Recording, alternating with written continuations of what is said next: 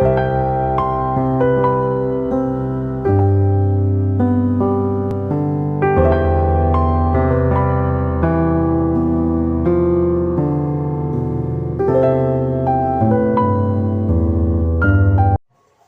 Morning students, నేను మీ Ganesh sir. ఇక్కడ మనకి రేఖాగణితానికి సంబంధించి 121వ క్వశ్చన్ ఇది. అయితే ఇవి school assistant SGT maths content. ఇది తెలుగు అకాడమీ బుక్లో ఉన్నటువంటి క్వశ్చన్స్. ఈ రేఖాగణితానికి సంబంధించి మనం 89% అనేది సిలబస్ అనేది కవర్ కావడం జరుగుతుంది ఈ క్వశ్చన్స్ అనేది చేసినట్టయితే. రాబోయే కాలంలో ఏపీలో కావచ్చు, తెలంగాణలో కావచ్చు, టెట్ కావచ్చు, డిఎస్సి కావచ్చు, మనకి maths methodology come content score అనేది మన యొక్క టార్గెట్ 30కి 30 రీచ్ అవ్వాలంటే ఖచ్చితంగా ఈ క్వశ్చన్స్ అనేది చాలా యూజ్ఫుల్గా ఉంటాయి. ఒకసారి ఈ క్వశ్చన్ చూసినట్టయితే ట్రయాంగిల్ ఏబీసీలో angle A minus angle B equal to 33 ఇచ్చాడు. మరి angle B minus angle C equal to 18 ఇచ్చాడు. అయితే angle A plus B value ఎంత అని అడిగాడు. అసలు మనకి యాక్చువల్గా angle A plus angle B plus angle C value ఎంత ఒక ట్రయాంగిల్లో 180 degrees అని మనకు తెలుసు. కానీ మనకి ఇక్కడ చూడండి, యాంగిల్ ఏ అంటే ఏం రాయొచ్చు? యాంగిల్ ఏ అంటే ఇక్కడ 33 ప్లస్ యాంగిల్ బి అని రాయొచ్చు. చూడండి, ఈ యాంగిల్ బి మైనస్ ఈ టైప్ వస్తే ప్లస్ అవుతుంది. అంటే యాంగిల్ ఏ ప్లేస్లో రాస్తున్నాను 33 degrees plus angle B. Next ఈ బిని యాంగిల్ బి కిందే రాస్తున్నాను. ప్లస్ ఈ యాంగిల్ సిని ఏం చేస్తానంటే, చూడండి యాంగిల్ బి ఇక్కడ ఉంటుంది. ఈ 18 degrees ఈ టైప్ వస్తే -18, ఈ మైనస్ సి టైప్ వస్తే ప్లస్ సి. అంటే యాంగిల్ సి అంటే ఎంత రాయొచ్చు? సి ప్లేస్లో యాంగిల్ బి -18 అని రాయొచ్చు. That equal to 180 degrees. ఇప్పుడు చూడండి, ఇది బిఏ, ఇది బిఏ, ఇది బిఏ, 3 ఇంటూ యాంగిల్ బి. ఇక్కడ 33 ఉంది, ఇక్కడ 18 ఉంది. 33లోంచి మనం 18 తీసేస్తే 15, అంతే కదా, +15. ఆ +15 కాస్త 180 వైపు వెళ్ళింది అనుకోండి, 180 -15. That equal to angle B equal to 180లోంచి 15 పోతే ఎంత వస్తుంది? 165 బై ఈ 3 అనేది డివిజన్ చేస్తుంది. Angle B equal to 3 5 3 5 15, 3 5 15. Angle B value అనేది 55 degrees వచ్చింది. ఇప్పుడు యాంగిల్ బి వాల్యూ ఇందులో సబ్స్టిట్యూట్ చేసాం అనుకోండి, angle A minus angle B value ఎంత వచ్చింది మనకి? 55 కదా, 55 equal to 33 degrees. Angle A equal to ఏమవుతుంది అప్పుడు? 33, ఈ 55 ఇటు వస్తే +55, దట్ ఈక్వల్ టు 88 రావడం జరిగింది. యాంగిల్ బి ఏమో 55, యాంగిల్ ఏ ఏమో 88. ఈ రెండు కలపమంటున్నాడు. అంటే 88కి 55ని యాడ్ చేస్తే 13, 1, 14, 143 degrees అనమాట యాంగిల్ ఏ ప్లస్ బి. ఎక్కడుంది? ఆప్షన్, సెకండ్ ఆప్షన్ ఇది రైట్ ఆన్సర్. ఇది ఏపీ ఎస్జిటి 2019లో ఇవ్వబడినటువంటి క్వశ్చన్. నెక్స్ట్ క్వశ్చన్ చూడండి, ఇక్కడేమి ఇచ్చాడు? ట్రయాంగిల్ ఏబీసీలో angle A plus angle B equal to 92, angle B plus angle C equal to 135. అయినా angle A plus angle C value ఎంత? ఇది 2019లో ఏపీ ఎస్జిటికి ఇచ్చినటువంటి క్వశ్చన్. చూడండి, మనము angle A plus angle B equal to ఎంత? 92. Angle B plus angle C ఎంత? 135. Next angle A plus angle C ఎంత? x డిగ్రీలు అనుకుందాం. అంటే ఇదే ఫైండ్ అవుట్ చేయాలి. ఇప్పుడు వీటన్నిటిని యాడ్ చేసాం అనుకోండి, 2 into angle A plus angle B plus angle C అవుతుంది అనమాట. అన్నీ కూడా 2 2 ఉన్నాయి చూడండి. యాంగిల్ ఏలు 2లు ఉన్నాయి, యాంగిల్ బీలు 2లు ఉన్నాయి, యాంగిల్ సిలు 2లు ఉన్నాయి. దట్ ఈక్వల్ టు ఈ రెండు యాడ్ చేస్తే ఎంత? 7, 12, 1 కలిపితే 2, 227 ప్లస్ ఈ x డిగ్రీస్. ఇప్పుడు మనకి దీని వాల్యూ ఎంత? ఒక ట్రయాంగిల్లో ఉన్నటువంటి 3 కోణాలు మొత్తం 180 degrees. 180 degrees into 2, 360 degrees. ఈ 228 degrees ప్లస్ కదా, ఈ టైప్ వస్తే -228 degrees ఈక్వల్ టు x డిగ్రీలు. x డిగ్రీలు అంటే ఏమనుకున్నాం? Angle A plus angle C value x డిగ్రీలు అనుకున్నాం. ఇప్పుడు x వాల్యూ కావాలంటే ఏం చేయాలి? 360లోంచి 227 సబ్ట్రాక్షన్ చేయాలి. 10లోంచి 7 పోతే 3, ఇక్కడ 5 ఉంటుంది, 5లోంచి 2 పోతే 3, 3లోంచి 2 పోతే 1. అంటే ఈ angle A plus angle X C అనేది ఎక్స్ అనుకున్నాం కదా, ఆ ఎక్స్ ఎంత వచ్చింది? 133 వచ్చింది. అంటే మన ఆన్సర్ అనేది option, third option is right answer అవుతుంది. నెక్స్ట్ క్వశ్చన్ చూడండి. 3 సెంటీమీటర్లు, 4 సెంటీమీటర్లు, 5 సెంటీమీటర్లు భుజాలుగా గల ఒక త్రిభుజానికి గీయబడిన పరివృత్త పరిధి అని అన్నాడు. అసలు 3, 4, 5 అంటే ఖచ్చితంగా అది లంబకోణ త్రిభుజం అయి ఉంటుంది. లంబకోణ త్రిభుజం అయి ఉంటుంది. ఈ విధంగా మనకి లంబకోణ త్రిభుజం అయి ఉంటుంది. ఇది ఇక్కడ లంబకోణం అంటే ఖచ్చితంగా ఇది 5 సెంటీమీటర్లు, ఇది 3, ఇది 4. ఓకే. పరివృత్తము అని అన్నాడు. పరివృత్తము అంటే ఈ విధంగా శీర్షాలను తాకుతూ గీసిబడే వృత్తాన్ని పరివృత్తం అంటారు. మరి వృత్తం గీయాలంటే కేంద్రం ఉంటుంది కదా. పరివృత్త కేంద్రం ఎక్కడుంది? కర్ణం మధ్య బిందువు వద్ద ఉంటుంది.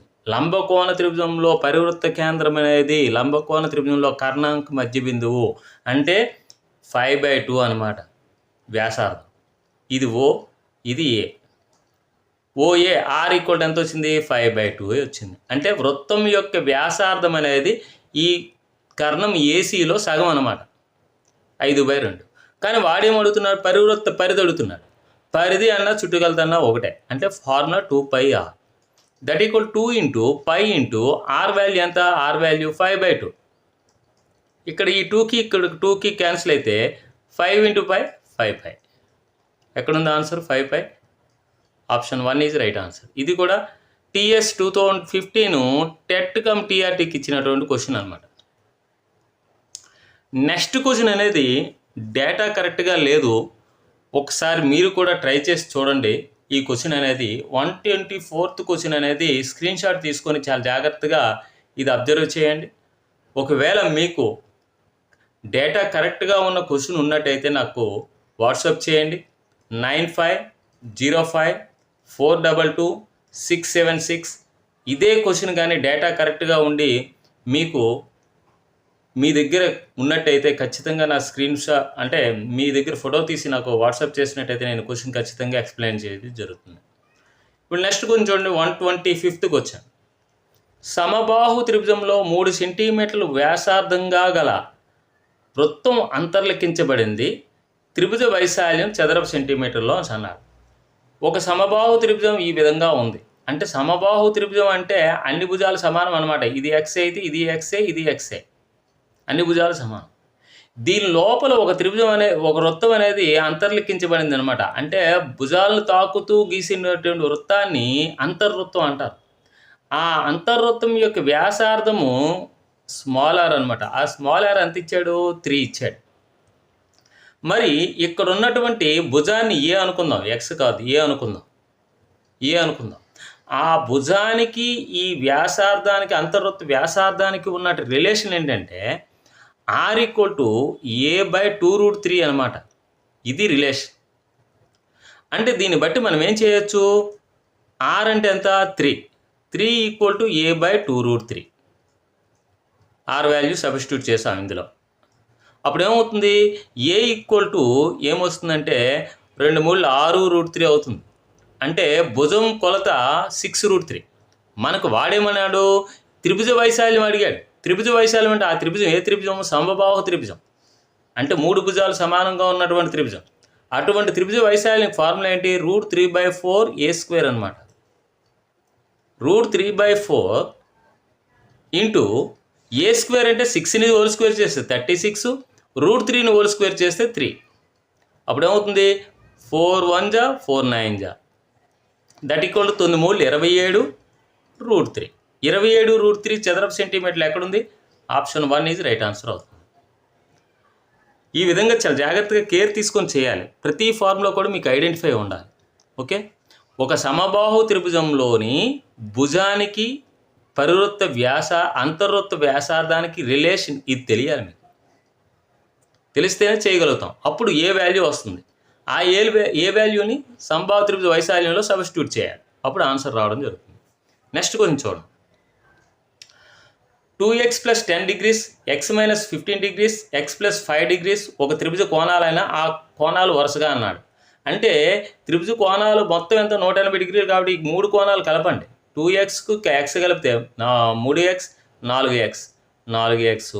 ఇక్కడ చూడండి, ఇది 10, ఇది 5, 15, ఇది -15 పోతుంది. దట్ ఈక్వల్ ఈ 3 కోణాలు కలిపితే 4x డిగ్రీస్ రావడం జరిగింది. అది ఎంతకి ఈక్వల్? 180 డిగ్రీస్కి ఈక్వల్. ఇప్పుడు x ఈక్వల్ ఏమవుతుంది? 180/4 అనమాట. 4 4 16, 4 5, అంటే x వాల్యూ 45 డిగ్రీలు వచ్చింది. ఇప్పుడు ఇందులో వేసామనుకోండి, 2 × 45 + 10, అంటే 245 90, 90కి 10 కలిపితే 100. ఒక కోణం 100 డిగ్రీస్ ఎక్కడుంది? ఇక్కడ ఉంది. అంటే ఆప్షన్ 1 రైట్ అవుతుంది. మరి మిగిలిన కోణాలు x - 15, x - 15 అంటే 45 - 15, దట్ ఈక్వల్ టు 30 డిగ్రీస్. ఇదిగోండి సెకండ్ కోణం 30 డిగ్రీస్. నెక్స్ట్ ఏంటి? x + 5, x + 5 అంటే 45కి 5 కలపాలి. ఎంత?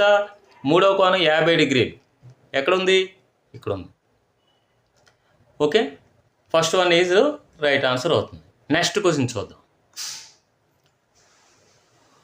ఒక త్రిభుజంలోని ఉన్నతుల మిలిత బిందువు ఎప్పుడు కూడా లంబకేంద్రం అవుతుంది. ఉన్నతులు అంటే అర్థం ఏంటి? ఉన్నతి అంటే ఒక త్రిభుజంలోని శీర్షం నుండి ఒక త్రిభుజం ఈ విధంగా ఉందనుకోండి. శీర్షం నుండి అంటే శీర్షం, ఇది ఒక శీర్షం, ఇదొక శీర్షం, ఇదొక శీర్షం. శీర్షం నుండి ఎదుటి భుజానికి గీయబడినటువంటి లంబరేఖను ఉన్నతి అంటారు. అంటే లంబంగా ఉండాలి ఖచ్చితంగా. అటువంటి రేఖల్ని ఉన్నతులు అంటారు. అటువంటి ఎన్ని ఉన్నతులు గీయొచ్చు అంటే 3 ఉన్నతులు గీయొచ్చు. ఇదొక ఉన్నతి. ఇంకొక ఉన్నతి కూడా అదే బిందువు గుండా పోతుందన్నమాట.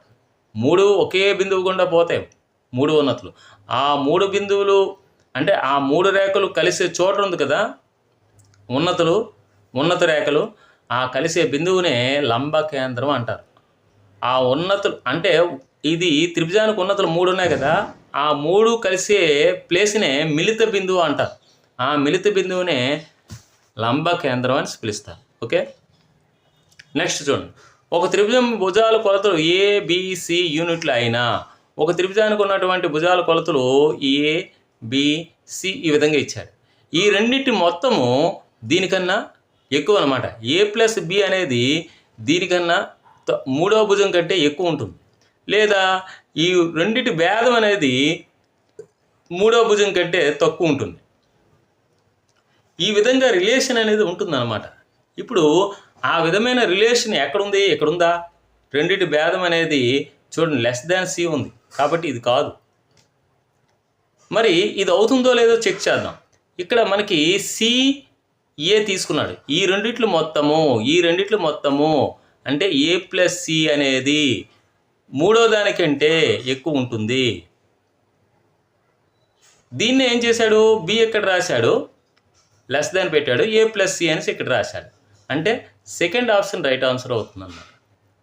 దీనినే ఇలా కూడా రాయొచ్చు అనమాట. ఓకే, ఒక త్రిభుజంలోని ఏవైనా 2 భుజాల మొత్తము మూడవ భుజం కంటే ఎక్కువ ఉంటుంది. ఒక త్రిభుజంలోని ఏవైనా 2 భుజాల భేదము మూడవ భుజం కంటే తక్కువ ఉంటుంది అనేది తెలియజేసే త్రిభుజ అసమానత ధర్మాలు అంటారు. త్రిభుజం నిర్మించాలంటే ఈ 2 ధర్మాలు సాటిస్ఫై అవ్వాలి. Okay, next. ఒక త్రిభుజం యొక్క 2 బాహ్య కోణాల సమద్విఖండన రేఖలు మిగిలిన మూడవ అంతర్కోణ సమద్విఖండన రేఖ యొక్క మిలిత బిందువు ఏమవుతుందంటే బాహ్య కేంద్రం అవుతుంది. ఒక త్రిభుజం నేను ఈ విధంగా తీసుకున్న తర్వాత 2 బాహ్య కోణ సమద్విఖండన రేఖలు, ఇదొక బాహ్య కోణము, ఇదొక బాహ్య కోణం తీసుకున్నాను. అంటే భుజాలను పొడిగిస్తే ఏర్పడేది బాహ్య కోణం అనమాట. ఈ బాహ్య కోణాన్ని, ఈ కోణం ఎంత ఉన్నది మనకు అనవసరం, దీన్ని సమద్విఖండన చేశాను. అంటే 2 సమాన కోణాల కింద విభజించే రేఖ ఈ విధంగా వచ్చింది అనుకుందాం.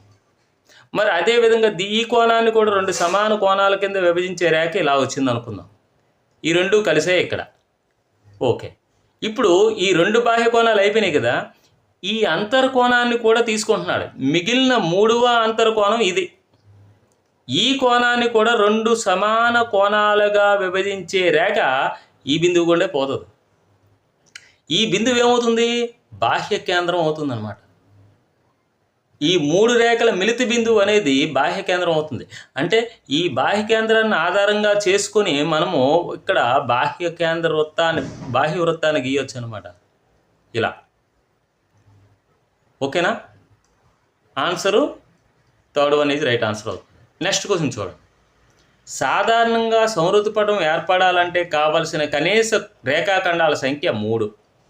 3 రేఖాఖండాలు ఉంటే సంవృతి పటం ఏర్పడుతుంది. సంవృతి పటం అంటే చుట్టూ ఆవరించబడి ఉండాలి. క్లోజ్డ్ ఫిగర్ అనమాట ఇది. అంటే ఈ విధంగా ఉంటే ఇది సంవృతి పటం అనరు. ఇక్కడ గ్యాప్ ఉంది.